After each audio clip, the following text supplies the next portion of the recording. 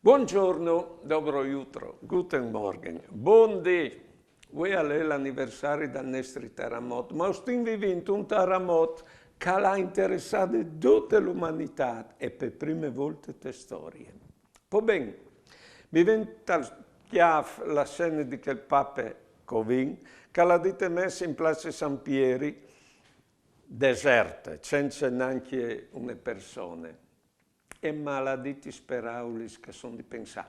Alla dite non potevi no crodi di poter vivi sans dentro di un mondo malato e si è malato per cause nostre, per il sfruttamento delle risorse, per l'inquinamento.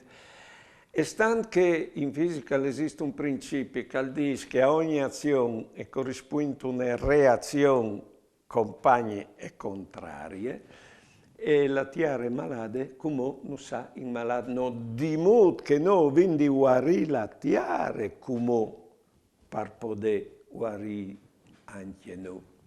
E allora tanti bes che vanno per guerre, per armi, a saresti di deviare proprio per ecologia, quindi l'inquinamento, e a saresti di deviare verso la sanità, perché quindi fa la guerra di salute, come si capisce. Buone giornate e buone vite.